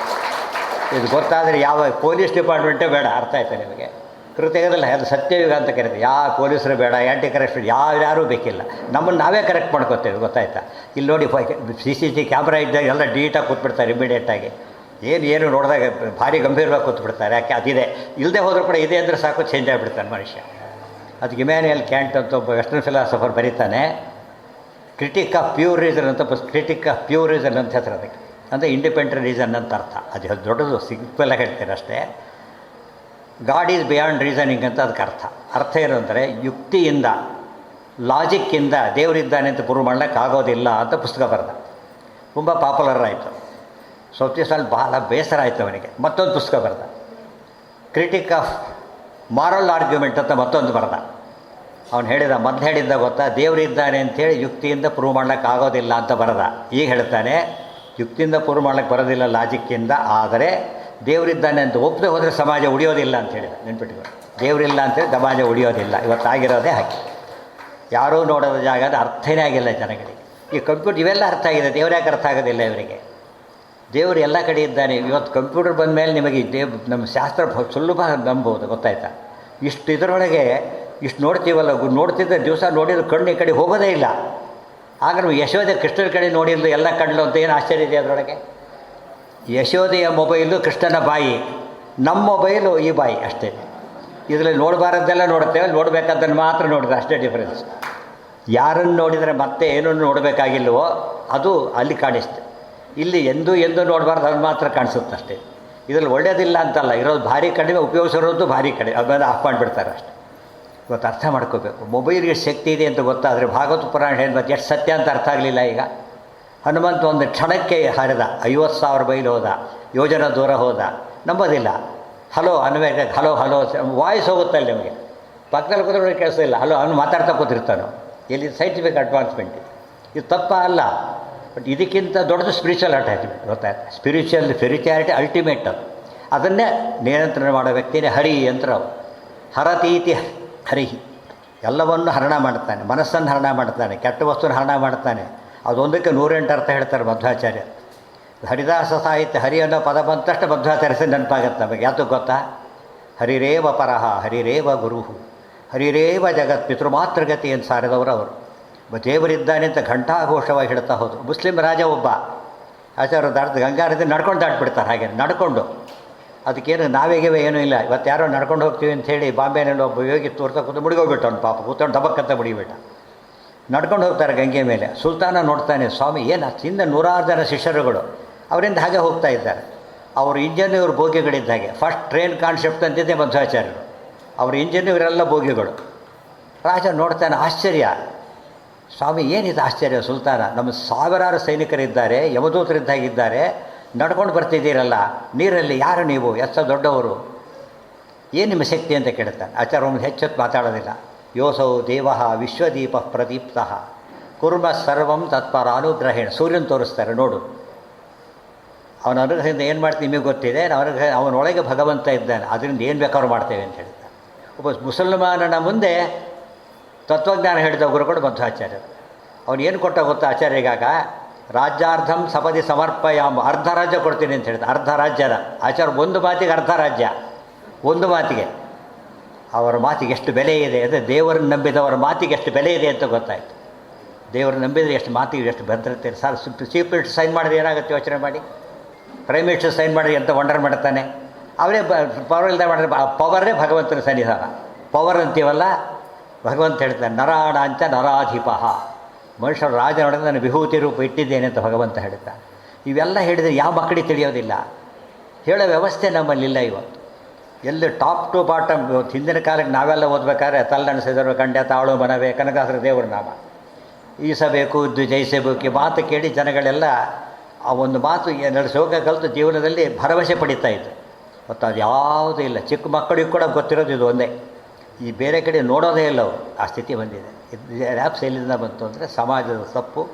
ಅದಕ್ಕೆ ಹಾಗಾಗಿದ್ದಕ್ಕೆ ಹರಿಕಥೆ ಮೊದಲಾದ ಮಾಧ್ಯಮಗಳು ಮುಚ್ಚೋಗಿದ್ದು ಕಾರಣ ಆಯಿತು. ಹಳ್ಳಿ ಪಂಚಾಯತ್ ಅಂತ ಕೇಳಿರ್ತೀರಿ, ಎಲ್ಲ ಹೆಬ್ಬಟ್ಟು ಹೋಗ್ತಾರೆ ಅವರು, ಯಾರು ಓದೋರಲ್ಲ. ಹರಿಕಥೆ ಕೇಳಿದರೆ ನ್ಯಾಯ ಕೊಡ್ತಿದ್ರು, ಗೊತ್ತಾಯ್ತು ಅವರು. ನೀನು ಸಾಲ ತೊಗೊಂಡಿದ್ದು ಹೌದಾ? ಹೌದು. ವಾಪಸ್ ಕೊಟ್ಟು ಯಾಕೆ ಕೊಟ್ಟಿಲ್ಲ? ಕೊಡಬೇಕೋ ಇಲ್ಲ? ಕೊಡಬೇಕು, ಕೊಡು, ಮುಗಿದೋಯ್ತು ಅಷ್ಟೇ. ಈ ಕೇಸ್ ಬರೋ ಕೋರ್ಟಲ್ಲಿ 20 ವರ್ಷ ಬೇಕಿದೆ ಆಗಬೇಕಾದ್ರೆ. ಅಷ್ಟೊತ್ತಿಗೆ ಸಾವಿರಕ್ಕೆ ಅವ್ರು ಸತ್ಯ ಹೋಗಿರ್ತಾನೆ ಅವರು. ಹಳ್ಳಿದರ ಪಂಚಾಯತಿಯಲ್ಲಿ ಕೋರ್ಟ್ಗೆ ಹೋಗ್ತಿರಲಿಲ್ಲ ಅವರು. ಅವ್ರ ಮಾತೆ ಬೆಲೆ ಕೊಡ್ತಿದ್ರು. ಓದು ಬರೋಕ್ಕಲ್ಲ, ಸಂಸ್ಕಾರಕ್ಕೆ. ಆ ಸಂಸ್ಕಾರ ಕೊಟ್ಟಿದ್ದು ಹರಿಕಥೆ, ನೆನಪಿರಬೇಕು. ಹರಿಕಥೆ ಪುರಾಣಗಳು ಅಂದರೆ ಮನೆ ಮನೆಯ ಇನ್ನೂ ಹೇಳಿ ಹಿಂದಿನ ಪಂಡಿತರು ಎಷ್ಟು ಕಷ್ಟಪಡ್ತಿದ್ರು ಗೊತ್ತಾ. ಆ ಮೊಬೈಲ್ ಯೂನಿವರ್ಸಿಟಿ ಇದ್ದಾಗಿರ್ತಿದ್ರು. ಊರೂರಿಗೆ ಹೋಗೋದು, ಬಂದಷ್ಟೇ ತಗೋದೇನು ಯಾರು ಇದು ಮಾಡೋರಿಲ್ಲ, ಅಷ್ಟು ಸುಖವಾಗಿರ್ತಾಯಿದ್ರು ಅವರು.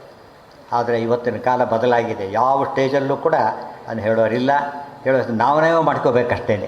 ಇವತ್ತೊಬ್ಬ ಹುಡುಗಿ 500 ಒಂದು ಹರಿಕಥೆ ಮಾಡ್ತಿದ್ದಾಳೆ ಅಂತ ಕೇಳಿದರೆ ಅದು ಬೆನಿಫಿಟ್ ಒಬ್ಬೊಬ್ಬರು ತೊಗೊಂಡ್ರೆ ಎಷ್ಟು ಜನ ತೊಗೊಂಡಿರಬೇಕು ಯೋಚನೆ ಮಾಡಿ. ಮತ್ತು ಅವ್ರು ಎಷ್ಟು ಜನ ಕಮ್ಯುನಿಕೇಟ್ ಮಾಡ್ಬೋದು. ಅದು ಆ ಅರ್ಥದಲ್ಲಿ ಜ್ಞಾನಕ್ಕೆ ಮತ್ತೊಂದು ಈಕ್ವಲ್ ಮಾಡೋಕ್ಕೆ ಸಾಧ್ಯ ಇಲ್ಲ. ನಹಿ ಜ್ಞಾನೇನ ಸದೃಶಂ ಪವಿತ್ರಮೇಹ ವಿದ್ಯತೆ. ಇದನ್ನು ಅರ್ಥ ಮಾಡಿಕೊಂಡು ಹರಿಕಥೆ ಅಂತ ಹೇಳಿದರೆ ಅದು ಉಳಿಸಿ ಬೆಳೆಸಬೇಕಾದ ಮಾಧ್ಯಮ. ಅದು ಭಗವಂತನ ಬಗ್ಗೆ ನಮ್ಮ ಮನಸ್ಸನ್ನು ಎಳೀಲಿಕ್ಕಿರತಕ್ಕಂಥ ಒಂದೇ ಒಂದು ಇವತ್ತಿನ ಮಾಧ್ಯಮ. ಅದು ಹೋಗಿಬಿಟ್ಟಿದೆ. ಅದು ಮತ್ತೆ ಪುನರ್ವಿಭಜನೆಗೊಳ್ಳಬೇಕು. ಉಪನಿಷತ್ತು ಹೇಳಿದ ಸ್ವಾಧ್ಯಾಯ ಪ್ರವಚನಾಭ್ಯಾಂ ನ ಪ್ರಮದಿತವ್ಯ. ನೀವು ಓದೋದನ್ನು ಬಿಡಬೇಡಿ, ಹೇಳೋದನ್ನು ಬಿಡಬೇಡಿ. ಓದಿ ಹೇಳಿ. ಹಾಗೆ ಹೇಳಿದರೆ ಪ್ರಯೋಜನ ಇಲ್ಲ. ನೀರೇ ಇಲ್ಲ, ತಿರ್ಸಿ ಏನು ಬರುತ್ತೆ ಅದಕ್ಕೆ? ಟ್ಯಾಂಕ್ ತುಂಬಿದ್ರೆ ಹೇಗೆ ಜೋರ ನೀರು ಬರುತ್ತೆ.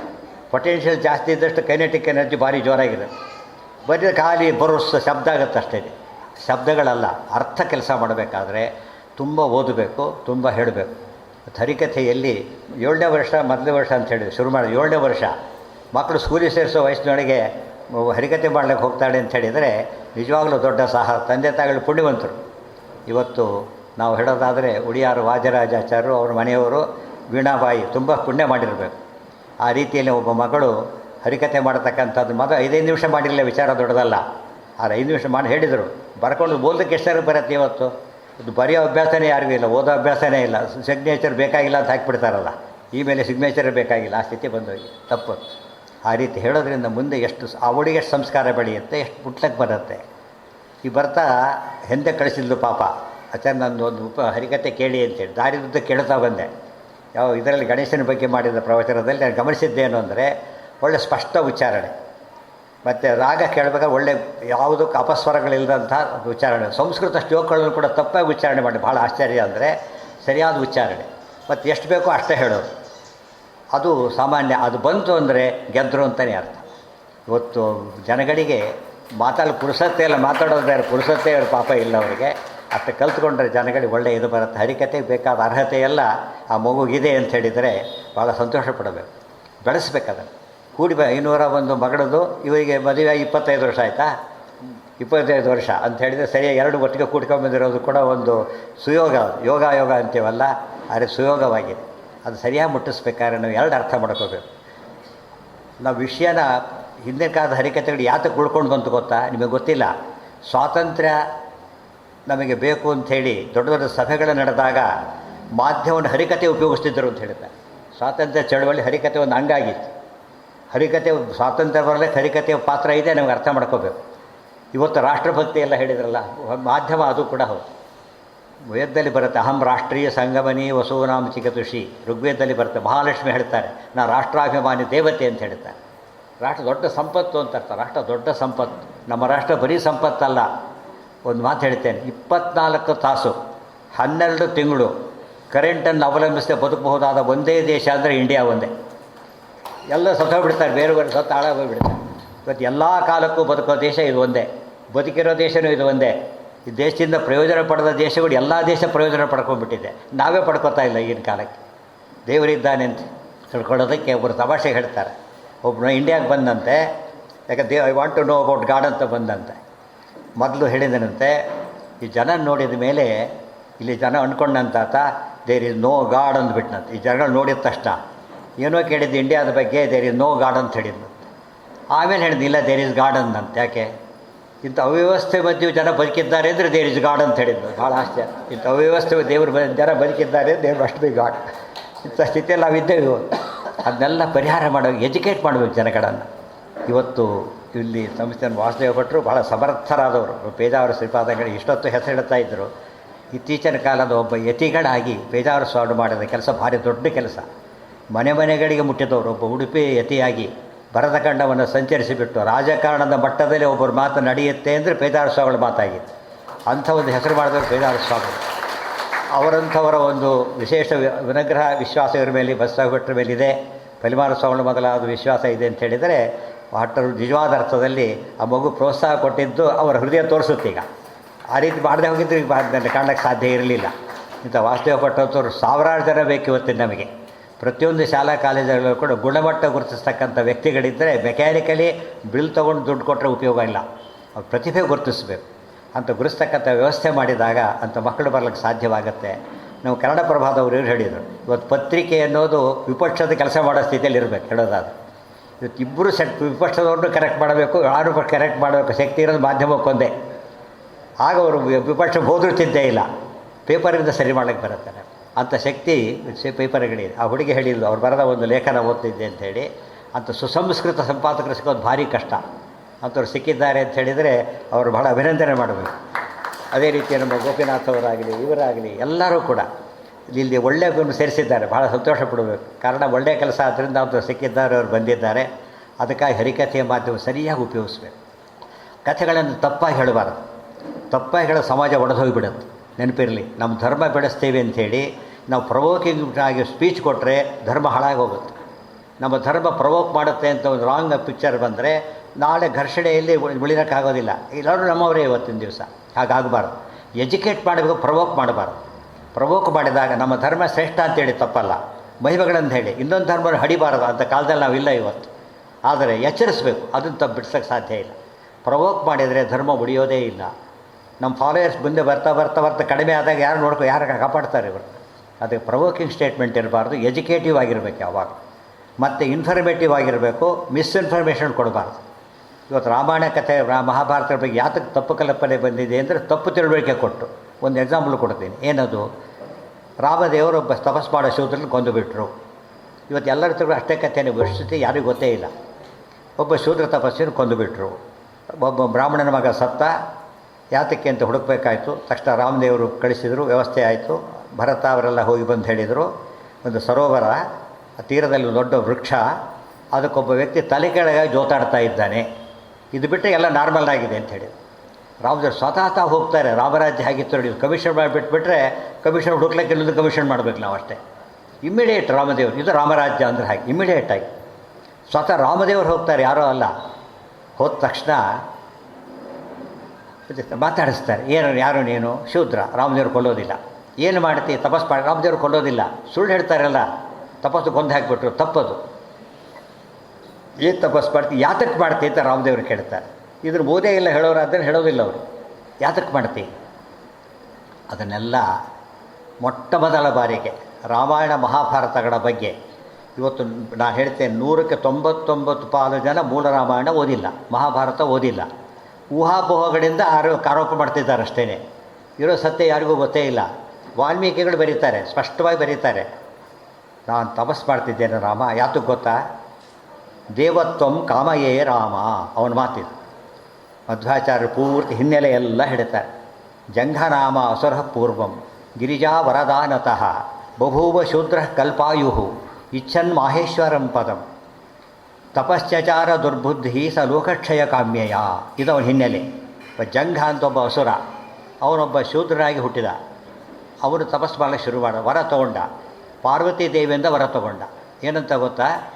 ತಾನು ಕಲ್ಪಕಾಲ ಬದುಕಬೇಕು. ಎಲ್ಲ ರಾಕ್ಷಸರೆಲ್ಲ ಹಾಗೆ ಕಲ್ಪಕಾಲ ಬದುಕಬೇಕು. ಮನುಷ್ಯ ತಾನು ಮಾಡಿದ ಕೆಲಸ ಬದುಕಬೇಕು ಅಂತ ಕೇಳಬೇಕೇ ಹೊರತು ತಾನು ಬದುಕಬೇಕು ಅಂತ ಕೇಳಬಾರದು. ತಾನು ಮಾಡಿದ ಕೆಲಸ ಬದುಕಬೇಕು. ಅದು ಅಮರತ್ವ ಅಂದರೆ ಅದು. ತಾನು ಬದುಕಿದರೆ ಇನ್ವ್ಯಾಲಿಡ್ ಆಗ್ತಾರೆ ಅಷ್ಟೇ ವಯಸ್ಸಾಗಿ. ಕೇಳಿದ, ವರ ತೊಗೊಂಡು ಹುಟ್ಟಿದ. ತಪಸ್ಸು ಶುರು ಮಾಡಿದ್ದೇನೆ. ಯಾತಕ್ಕೆ ಮಾಡ್ತಾ ಇದ್ದೀನಿ ತಪಸ್ಸು ಅಂದರೆ ಕೇಳೋದು ಕೇಳಿ ಆಶ್ಚರ್ಯ. ನಾನೀಗ ಉದ್ದೇಶ ಏನಿಟ್ಕೊಳ್ತಾ ರಾಮ, ನಾನು ಪಾರ್ವತಿ ಪತಿ ಆಗಬೇಕು. ನೋಡಿ ಏನು ಪ್ಲಾನ್ ಮಾಡಿದ್ದಾನು. ವರ ತೊಗೊಂಡಿದ್ದು ಪಾರ್ವತಿಯಿಂದ ಆಗಬೇಕಾದ ಪಾರ್ವತಿ ಪತಿ. ಭಸ್ಮಾಸುರ ತಲೆ ಮೇಲೆ ಕೈ ಇಡೋರು ಕೊಲ್ತಾನೆ ಹಾಗೆ ವರ ತೊಗೊಂಡ್ರೆ ತಲೆ ಮೇಲೆ ಕೈ ಇಡೋದು. ಆಗ ರಾಮದೇವರು ಕೊಲ್ತಾರೆ. ಸುಮ್ಮನೆ ಕೊಂದಿದ್ದಲ್ಲ ಅದನ್ನು. ಟೆರರಿಸ್ಟನ್ನು ಕೊಲ್ಲೋದು ಹೇಗಿರ್ತದೆ, ಪಿಕ್ ಪ್ಯಾಕೆಟ್ ಮಾಡಿ ಕೊಲ್ಲೋದು ಹೇಗಿರ್ತದೆ. ಟೆರರಿಸ್ಟ್ ಅವರು ರಾಷ್ಟ್ರಕ್ಕೆ ದ್ರೋಹ ಮಾಡಿದರೆ ಟೆರರಿಸ್ಟ್ ಆಗ್ತಾನೆ. ದೇವೇ ದ್ರೋಹ ಮಾಡ್ತಾ ಇದ್ದಾನೆ ಟೆರರಿಸ್ಟ್. ಅದಕ್ಕೆ ರಾಮದೇವರು ಕೊಂದರು. ತಕ್ಷಣ ಬ್ರಾಹ್ಮಣರ ಮಗ ಬದುಕಿದ. ಈ ಕತೆ ವಾಲ್ಮೀಕಿ ರಾಮಾಯಣದ್ದು. ಜನ ಹೇಳೋದಿಲ್ಲ ಅದನ್ನು. ಶೂದ್ರನಿಗೆ ತಪ್ಪು ಹೇಳಿಬಿಡ್ತಾರೆ. ಶೂದ್ರರೆಲ್ಲ ಡೌನ್ ವಿತ್ ರಾಮಾಯಣ ಶುರು ಮಾಡ್ತಾರೆ. Down with Rama, down with Ramayana. ಇಂಥ ಕಥೆಗಳಾಗಬಾರ್ದು. ಆ ಕಥೆ ಆಗದೇ ಇರಬೇಕಾದ್ರೆ ಅಧ್ಯಯನ ಭಾಳ ದೊಡ್ಡದಾಗಿ ಮಾಡಬೇಕು. ಇವತ್ತು ಮೂಲತಃ ಬೇರೆ ಧರ್ಮದವರು ನಮ್ಮ ಧರ್ಮದ ಬಗ್ಗೆ ಆರೋಪ ಮಾಡಲಿಕ್ಕೆ ಕಾಯ್ತಾ ಇರ್ತಾರೆ. ಅವಕಾಶ ತಪ್ಪು ಕಥೆ ಹೇಳಿದಾಗ ಅವಕಾಶ ಸಿಗುತ್ತವ್ರಿಗೆ ಅಂತ ಅವಕಾಶ ಕೊಡಬಾರ್ದು. ಯಾಕಂದರೆ ಇಲ್ಲದ ಕತೆ ನಮ್ಮ ಜನಕ್ಕೆ ವಿಶ್ವಾಸ ಕಳ್ಕೊತಾರೆ, ಅವರು ಆಕ್ರಮಣ ಮಾಡ್ತಾರೆ. ಇಬ್ಬರಿಗೂ ಲಾಸ್ ಇದು. ಹಾಗಾಗಬಾರ್ದು. ಸತ್ಯಕಥೆ ತಪಸ್ಸು ಮಾಡಿ ಶೂದ್ರ ತಪಸ್ಸು ಮಾಡಿದ್ದು ಕೊಲ್ಲೋದಾಗಿದ್ದರೆ ಶಬರಿನ ಕೊಲ್ಲಬೇಕಾಗಿತ್ತು ರಾಮದೇವರು. ಯಾಕೆ ಸನ್ಮಾನ ಮಾಡಿಲ್ಲ ಅವಳಿಗೆ? ಗೋವನ್ನು ಕೊಲ್ಲಬೇಕಾಗಿತ್ತು. ಯಾಕೆ ಫ್ರೆಂಡ್ಶಿಪ್ ಬೆಳೆಸಿದರು? ಒಳ್ಳೆಯ ದೃಷ್ಟಿ. ಅವರ ಸಾತ್ವಿಕರು. ರಾಮಾಯಣ ಭಾರತ ವರ್ಣ ಜಾತಿ ಬಿಟ್ಟಿಲ್ಲ. ವರ್ಣ ರಾಮಾಯಣ ಮಹಾಭಾರತಗಳು. ಆದರೆ ಜಾತಿ ಭೇದ ಮಾಡಿಲ್ಲ. ನೆನಪಿರಲಿ, ಜಾತಿ ಭೇದ ಮಾಡೋದು ಬೇರೆ, ಜಾತಿನ ಬಿಡೋದು ಬೇರೆ. ಇವತ್ತು ಜಾತ್ಯತೀತ ಅಂದರೆ ಜಾತಿ ಹೋಗೋದಲ್ಲ, ಜಾತಿಯ ದೃಷ್ಟಿಯನ್ನು ಮೀರಿ ನಡ್ಕೊಳ್ಳೋದು. Impartiality very important. ರಾಮರಾಜ್ಯ ಆಗಿತ್ತು ಅಂತಲೇ ರಾಮರಾಜ್ಯ ಅಂತ ಕರೆದು. ರಾಮೋ ರಾಮೋ ರಾಮ ಇತಿ ಪ್ರಜಾನಾಂ ಅಭವನ್ ಕಥಾ ರಾಮಭೂತಂ ಜಗತ್ಸರ್ವಂ ರಾಮೇ ರಾಜ್ಯಂ ಪ್ರಶಾಸತಿ. ಇದು ವಾಲ್ಮೀಕಿ ರಾಮಾಯಣದವ. ರಾಮ ರಾಮ ರಾಮ ಅಂಥೇಳಿ ಆರಾಮಾಗಿದ್ದರು. ಹಣ ಹಣ ಹಣ ಅಂತ ಹೆಣಾಗಿ ಹೋಗ್ತಾರೆ ಹೊರತು ಯಾರು ರಾಮದ ಬರಲಿಕ್ಕೆ ಸಾಧ್ಯ ಇಲ್ಲ. ಪ್ರತಿಯೊಬ್ಬ ವ್ಯಕ್ತಿಗೂ ಇಂಡಿವಿಜುವಲಿ ನ್ಯಾಯ ಕೊಡಬೇಕು. ಇದು ರಾಮರಾಜ್ಯದ ಕಾನ್ಸೆಪ್ಟ್. ಇದು ಇವತ್ತು ಹೇಳೋರಿಲ್ಲ, ದಿನ ಬೆಳಗಾರೆ ಸಾಯ್ತಾ ಇದ್ದಾರೆ. ಎಂಥ ಇದು ಊಹೆ ಮಾಡಲಿಕ್ಕೂ ಸಾಧ್ಯ ಇಲ್ಲ. ಅದೆಲ್ಲ ಬಿಡಿಸ್ಬೇಕಾದ್ರೆ ಹರಿಕಥೆ ದೊಡ್ಡ ಮಾಧ್ಯಮ. ಅಧ್ಯಯನ ಬೇಕು. ಅದನ್ನು ಹೇಳೋ ಒಂದು ಕಲೆ ಬೇಕು. ಎರಡಕ್ಕೂ ಕೂಡ ಇವತ್ತು ಅರ್ಹತೆ ಪಡೆಯೋ ಜನ ತುಂಬ ಕಡಿಮೆ ಇರೋದಕ್ಕೆ ಹರಿಕಥೆ ಎಂಬುದು ಇವತ್ತು ನಾಮಾವಶೇಷ ಸ್ಥಿತಿಯಲ್ಲಿದೆ. ಬಹುಶಃ ನನ್ನ ಗಮನಕ್ಕೆ ಬಂದ ಹಾಗೆ ಹಿಂದೆ ದೊಡ್ಡ ದೊಡ್ಡ ಭದ್ರತೆ ಎಲ್ಲ ಹೆಸರು ಹೇಳಿದರು. ದೊಡ್ಡ ದೊಡ್ಡವರು ಇದ್ದರು, ಪಾಪ ತುಂಬ ಚೆನ್ನಾಗಿ ಬೆಳೆಸಿದ್ರು ಅದನ್ನು. ಇವತ್ತು ಹಾಗಾಗಿಲ್ಲ. ಹರಿಕಥೆ ಕೇಳೋದಕ್ಕೆ ಹೊರಟ್ರೆ ನನಗಂತೂ ಸಂವತ್ಸರಿಕತ್ತು ಈಗ ನನಗಂತೂ ಗೊತ್ತಿರಾಗೆ, ನನ್ನದೆಲ್ಲ ಗೊತ್ತಿಲ್ಲದೆ ಇರಬಹುದು, ತಿಳಿದ ಹಾಗಿಲ್ಲ. ಆದರೆ ಒಬ್ಬ ಹುಡುಗಿ ಎಷ್ಟು ಮಾಡಿದ್ದಾಳೆ ಇವೊಂದು ಇಷ್ಟು ಮಾತ್ರ ಗ್ಯಾರಂಟಿ. ಒಬ್ಬ ಹುಡುಗಿ ಎಷ್ಟು ಕೆಲಸ ಮಾಡಿದ್ದಾಳೆ, ಇನ್ನೂರೊಂದು ಹರಿಕಥೆ ಮಾಡಿದ್ದಾಳೆ, ಇನ್ನೂರು ನಡೆಸ್ತಾ ಇದ್ದಾಳೆ ಇವತ್ತು ಅಂತ ಹೇಳಿದರೆ ಅದು ಭಾಳ ಮೆಚ್ಚಬೇಕಾದದ್ದು. ಅದು ಉಳಿಸ್ಬೇಕಾದ ಎಲ್ಲರೂ ಅದಕ್ಕೆ ಸಾಕಷ್ಟು ರೀತಿಯಲ್ಲಿ ಸಹಕಾರ ಕೊಟ್ಟರೆ ಅದಕ್ಕೆ ಮಹತ್ವ ಭಾರಿ ಬರುತ್ತೆ. ರಾಮರಾಜ್ಯದ ಬಗ್ಗೆ ಒಂದು ತಿಂಗಳ ಕೆಳಗೆ ಒಂದು ಪೇಪರಲ್ಲಿ ಲೇಖನ ಬರೆದಿದ್ದೆ ನಾನು. ತುಂಬ ಜನ ಮಂತ್ರಿಗಳೆಲ್ಲ ಓದಿದ್ದಾರೆ ಅದನ್ನು. ಒಂದು ನಾಯಿ ಬರುತ್ತೆ ರಾಮದೇವರ ಹತ್ರ. ನಾಯಿ ನಿಂತ್ಕೊಳ್ಳುತ್ತೆ ಬಂದು. ಆಗ ಲಕ್ಷ್ಮಣ ಬೊಗಳುತ್ತೆ. ತಕ್ಷಣ ರಾಮದೇವ್ ಲಕ್ಷ್ಮಣನ ಕಳಿಸ್ತಾರೆ. ಅಟೆಂಡರ್ನಲ್ಲ, ಲಕ್ಷ್ಮಣ ನೋಡ್ಕೊಂಬ ಅಂತ ಹೇಳ್ತಾರೆ. ಅವನು ಏನಿರುತ್ತೆ, ನನಗೆ ಅನ್ಯಾಯ ಆಗಿದೆ, ನಾನು ನ್ಯಾಯ ಕೇಳಬೇಕಾಗಿದೆ ರಾಮನ ಹತ್ರ. ಒಳಗೆ ಬಾ ಅಂತ. ನೀ ಕರೆದ್ರೆ ಬರೋದಿಲ್ಲ, ರಾಮ ಕರೆದ್ರೆ ಬರ್ತೀನಿ ಅಷ್ಟೇ. ನಾಯಿಗೂ ಗೊತ್ತು ಯಾರು ಕಾಂಪಿಟೇಟಿವ್ ಅಥಾರಿಟಿ ಯಾರು ಅಂತೇಳಿ.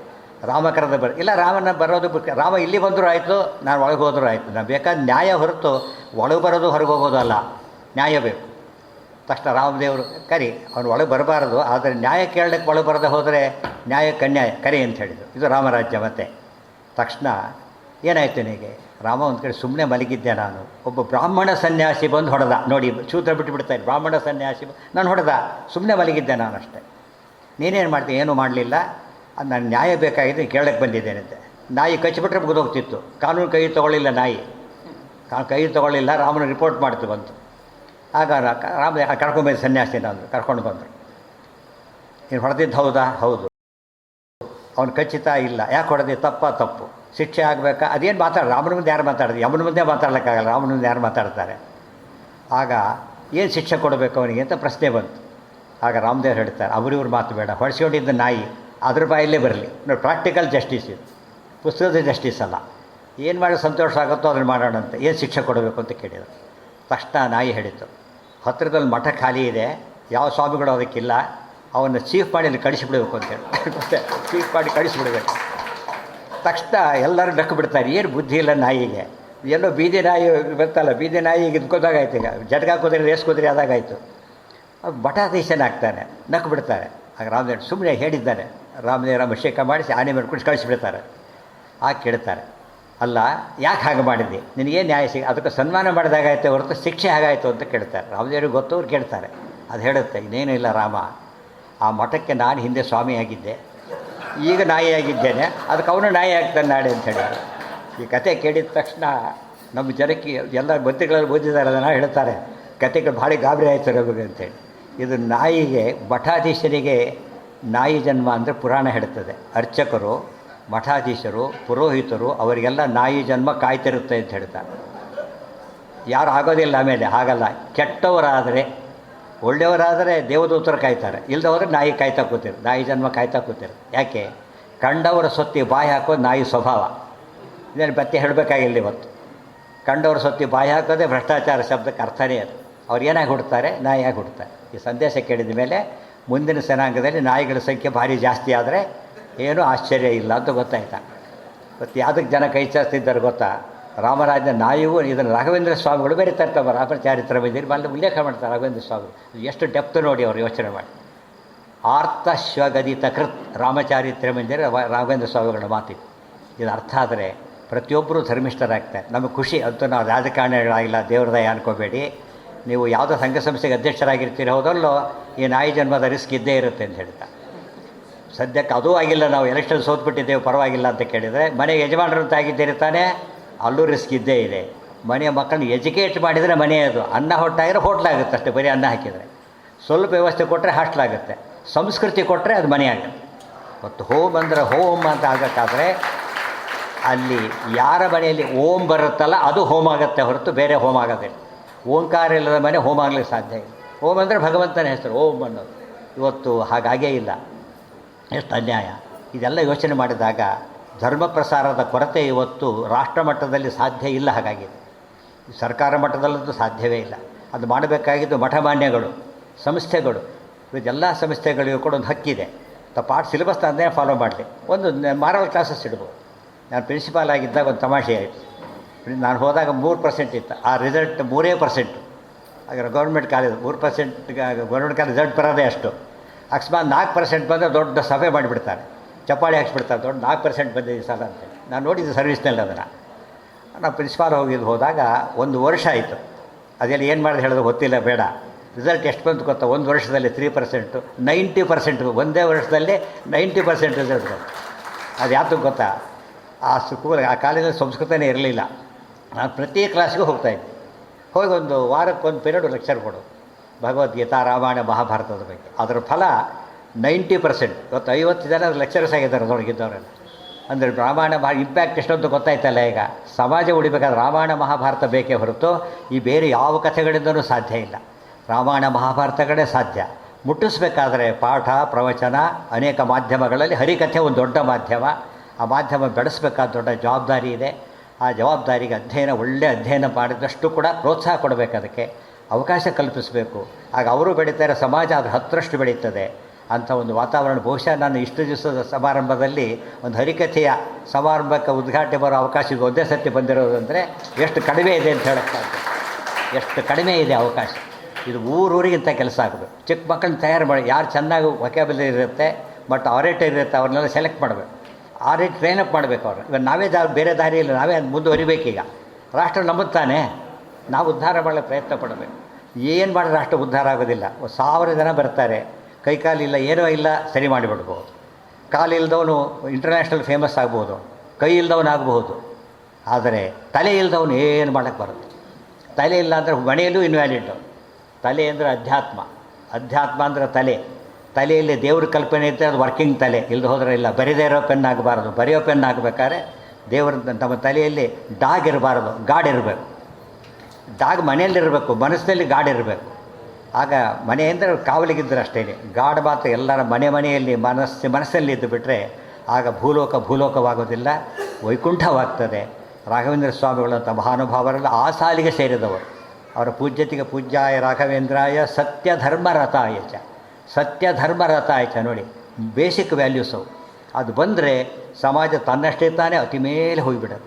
ಅದು ಬಿಟ್ಟರೆ ಏನು ಪ್ರಯೋಜನಕ್ಕೆ ಬರೋದಿಲ್ಲ. ಅದಕ್ಕೆ ಮಾಧ್ಯಮಗಳು ಎಲ್ಲರೂ ಕೂಡ ಬಹಳ ಇಷ್ಟಪಟ್ಟು ತಾವು ನೋಡಿ ತಮ್ಮ ಮಕ್ಕಳನ್ನು ಹಾಗೆ ಬೆಳೆಸಬೇಕು, ಕಳಿಸ್ಬೇಕು. ವಿದ್ವಾಂಸರಿಗೆಲ್ಲ ಬೇರೆ ಕೆಲಸ ಇಲ್ಲ, ಶಾಲಾ ಕಾಲೇಜಿಗೆ ಕರೆಸಬೇಕು. ಮೊದಲು ಅವ್ರಿಗೆ ಹೇಳಕ್ಕೆ ಬರದೇ ಇರ್ಬೋದು, ಅಭ್ಯಾಸ ಆಗುತ್ತೆ ಅವ್ರಿಗೆ. ವಿದ್ವಾಂಸರಿಗೆ ಅಭ್ಯಾಸ ಆಗಿಬಿಟ್ಟು ಪ್ರತಿ ಶಾಲಾಕ ಮಾರಲ್ ಕ್ಲಾಸಸ್ ಅಂತ ಮಾಡಬೇಕು. ವಾರಕ್ಕೆ ಒಂದು ತಿಂಗಳಿಗೆ ಒಂದು ಮಾಡಿ ಪರವಾಗಿಲ್ಲ, ಒಂದು 4 ಕಥೆ ಹೇಳಿ. ಅವ್ರು ಏನು ಮಾಡಿ ಅಡ್ಡದಾರಿಗೆ ಹೋಗೋದಿಲ್ಲ. ಆಮೇಲೆ ತಲೆಯಲ್ಲಿ ಕೂತ್ಬಿಡುತ್ತದು. ಕನಕದಾಸರ ಮನಸ್ಸು ನೆನಪು ಮಾಡ್ಕೊಂಡ್ಬಿಟ್ರೆ ಒಬ್ಬ ದಾಸರು ಬ್ರಾಹ್ಮಣರೆಲ್ಲ ಏನಲ್ಲ ಯಾವ ಮಟ್ಟ ತಲುಪಿದ್ರು ಯೋಚನೆ ಮಾಡಿ. ಅದನ್ನು ಅರ್ಥ ಮಾಡಿ. ಜಾತ್ಯತೀತವಾದ ಕಲ್ಪನೆಗೆ ಕನಕದಾಸರು ಬೆಸ್ಟ್ ಎಕ್ಸಾಂಪಲ್. ನಮ್ಮಲ್ಲಿ ನಾವು ಜಾತ್ಯತೀತರಾಗದೆ ಹೋಗಿದ್ದರೆ ಕನಕದಾಸರು ಬರ್ತಿರ್ಲಿಲ್ಲ ಹೊರಗಡೆ. ಅವ್ರು ಬರಲಿಕ್ಕೆ ಕಾರಣವಾಗಿದ್ದು ವ್ಯಾಸರಾಜರಂಥ ಉದ್ದಾಮ ಪಂಡಿತರು, ದೊಡ್ಡ ಮಹಾತಪಸ್ವಿಗಳು. ಆ ರೀತಿ ಜ್ಞಾನವನ್ನು ನಾವು ಹೊಸ ರೀತಿ ಬೆಳೆಸಲಿಕ್ಕೆ ಇಂಥ ಚಿಕ್ಕ ಹುಡುಗಿಯ ಸಾಧನೆ ಸ್ಫೂರ್ತಿಯಾಗುತ್ತೆ ಅಂತ ಹೇಳ್ತಾ, ಅವರ ತಮ್ಮ ಕೂಡ ಅಷ್ಟೇ ಫಸ್ಟ್ ಕ್ಲಾಸ್ ಬಿದ್ದು ನೋಡಿದೆ. ಅದನ್ನು ನೋಡಿದೆ, ಫಸ್ಟ್ ಕ್ಲಾಸ್ ತಬಲ ಬಾರಿಸ್ತಾ ಕೂತಿರ್ತಾನೆ. ಹರಿ ಶ್ರೀಹರಿ, ಶ್ರೀಲಲಿತ ಶ್ರೀಹರಿ. ಆದ್ದರಿಂದ ಬೇರೆ ಶ್ರೀ ಹುಡುಕಬೇಡಿ, ನಿಮ್ಮ ಹೆಸರಲ್ಲಿ ಶ್ರೀ ಇದೆ, ದೇವರು ಒಳ್ಳೇದು ಮಾಡ್ತಾರೆ ಅಂತ ಅರ್ಥ. ಸಂಪತ್ತು ಬರುತ್ತೆ, ಎಲ್ಲ ಬರುತ್ತೆ. ಸಂಸ್ಕೃತಿ ಕೊಟ್ಟರೆ ಯಾವುದು ಬರೋದಿಲ್ಲ. ಇಂಥ ಒಳ್ಳೆ ಗಣ್ಯರ ಮಧ್ಯದಲ್ಲಿ ಈ ಸಮಾರಂಭ ಆಚರಿಸೋ ಮೂಲಕವಾಗಿ ಸಮಾಜಕ್ಕೆ ಪಾಠ ಮಾಡಿದ್ದೀರಿ, ಒಳ್ಳೆ ಹುದ್ದೆಗೆ ಪ್ರೋತ್ಸಾಹ ಕೊಟ್ಟಿದ್ದೀರಿ. ಇನ್ನು ಹೆಚ್ಚಾಗಿ ಬೆಳೀಲಿ. ಅವ್ರು ಹೇಳಿದಾಗೆ ನಾವು ತೀರಾ ಎಕ್ಸ್ಪೆಕ್ಟ್ ಮಾಡೋಕ್ಕೆ ನಮಗೆ ಸಾಧ್ಯ ಇಲ್ಲ.